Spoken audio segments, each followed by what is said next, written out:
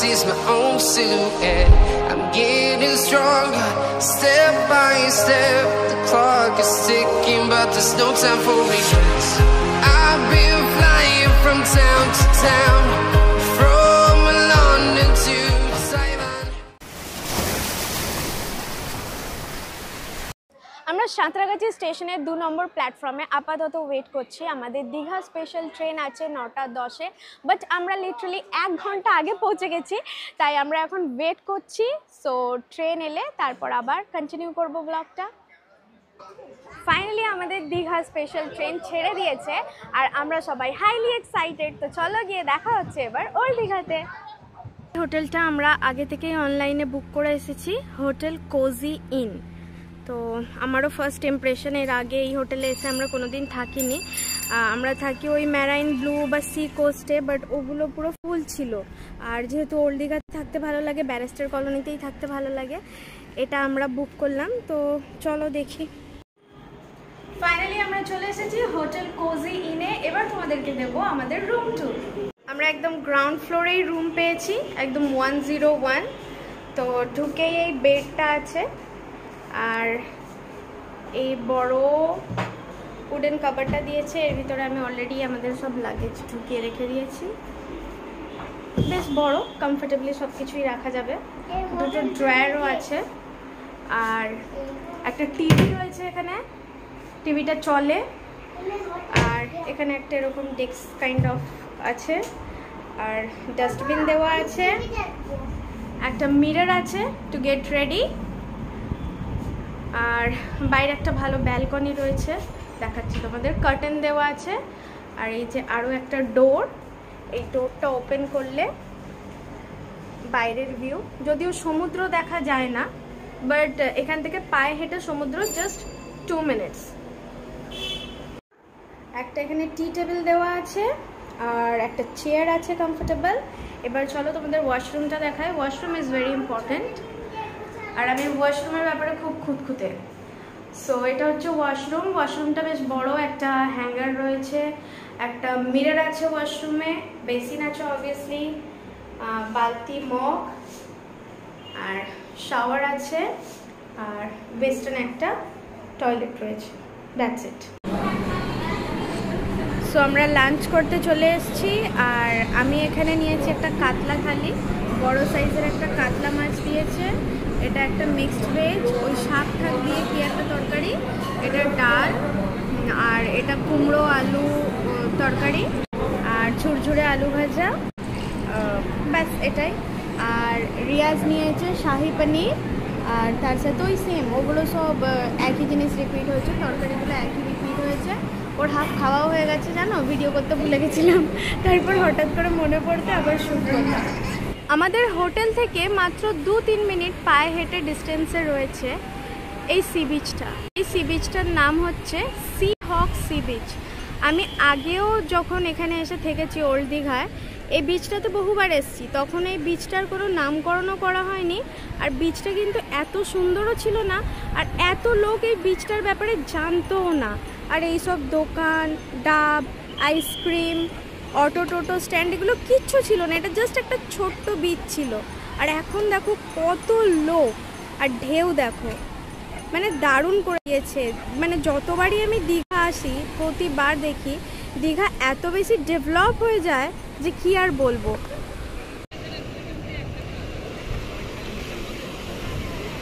কেমন লাগছে?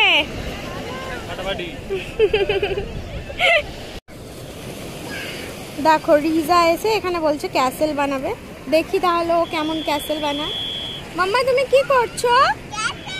ক্যাসেল বানাচ্ছো? ওকে বানাও।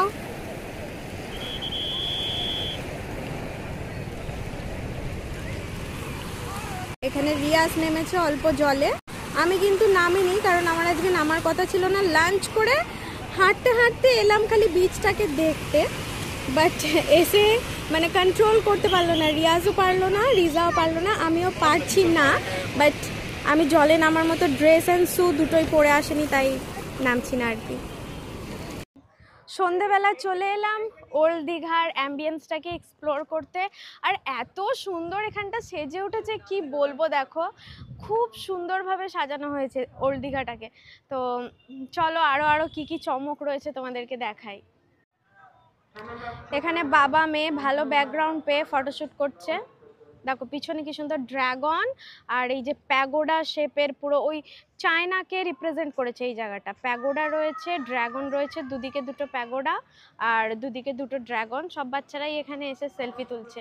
বেবি বেবি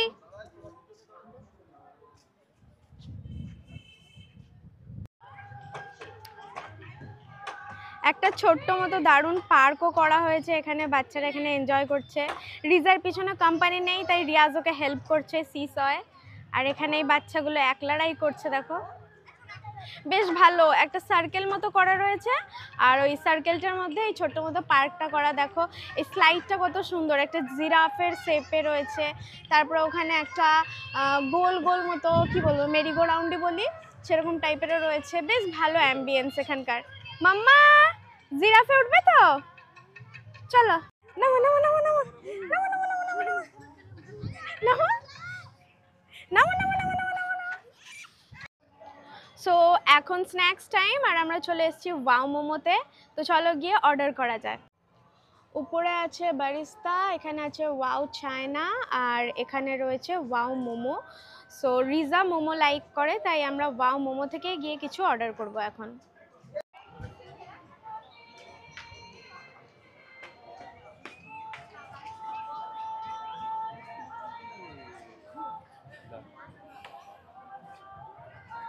সো আমাদের অর্ডার চলে এসছে ফ্রাইড মোমোস 2 প্লেট আর 2টো বার্গার, তার সাথে একটা পেপসি। কম্বোতে ছিল এটা।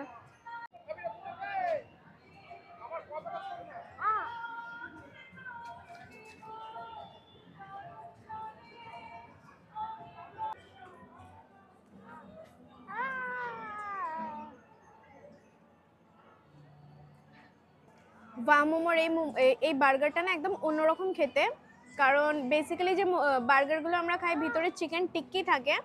দেখো এটার ভিতরে দুটো বড় বড় সাইজের মোমো দেওয়া আছে, চিকেন মোমো, চিকেন পুরো স্টাফ, আর উপরে ওই মিয়োনিজ সস। খেতে বেশ ভালো লাগছে। কিন্তু কেমন লাগছে রিজা? ওইদিকে ভালো, ওইদিকে।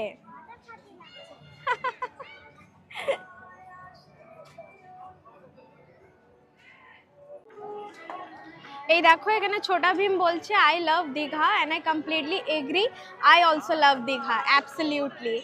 আর উইকেন্ড তাই প্রচুর ভিড় দীঘাতে। এখানটা একটু ফাঁকা বলেই আমরা ওয়েট করছি, বাট এদিক ওদিক তোমরা দেখলেই বুঝতে পারবে লোক একেবারে গিজগিজ করছে। রাত্রেবেলা সমুদ্রের ধারে বসে ফুরফুরে হাওয়া খেতে খেতে এই যে ঢেউয়ের আমেজ, এই যে ঢেউয়ের গর্জন, এটা ফিল করা, এর ভাইবটা নেওয়া যে কতটা বেশি ভালো লাগে না, মানে ওটা কথায় বলে বোঝানো যায় না। সব বাঙালিরাই প্রায় দীঘায় এসছে, সবাই কিন্তু রিলেট করতে পারছো আমি যেটা বলছি সেটার সাথে।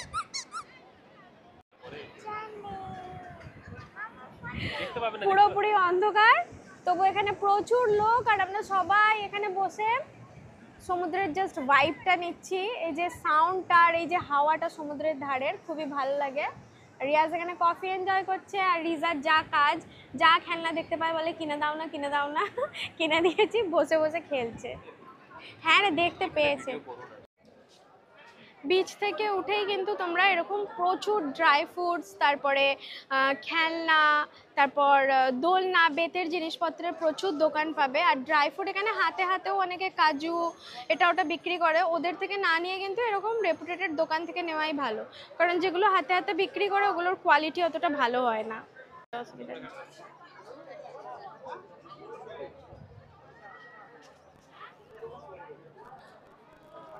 দীঘায় এরকম প্রচুর তোমরা দোলনা, তারপর ব্যাগ, ঝুলরি, এরকম প্রচুর দোকান পাবে। সি ফুডের দোকান, খাওয়া দাওয়ার দোকান।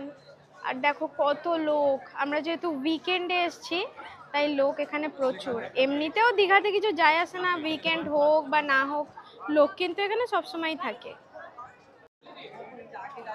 এখানে প্রচুর সি ফুডের দোকান পাবে তোমরা বিচে, তার সাথে তোমরা চিকেনের যদি কোনো আইটেম খেতে চাও সেরকমও প্রচুর দোকান পাবে।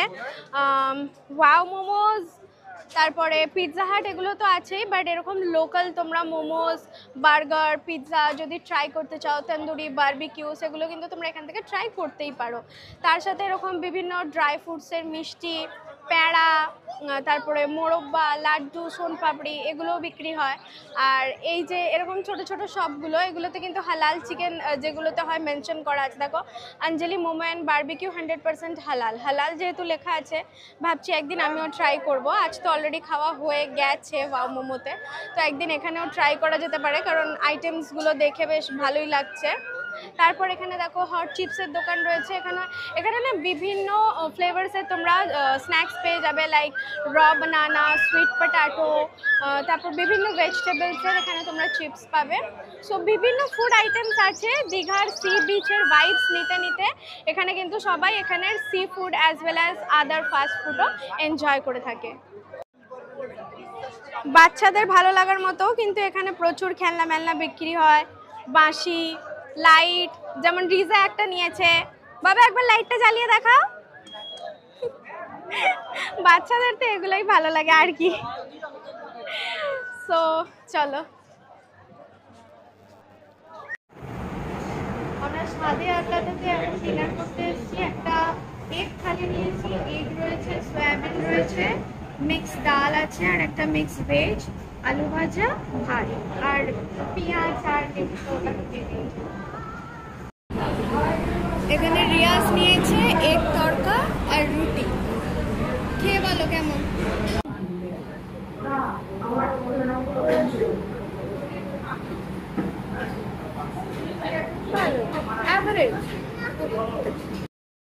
আমাদের দীঘার ডে 1-এর ব্লগটা তাহলে এখানেই শেষ করছি। পার্ট 2টা দেখার জন্য কিন্তু চ্যানেলটাকে সাবস্ক্রাইব করে বেল আইকনটা এক্ষুনি প্রেস করে দাও। পার্ট 2টা খুব শীঘ্রই আসছে আমার এই চ্যানেলে।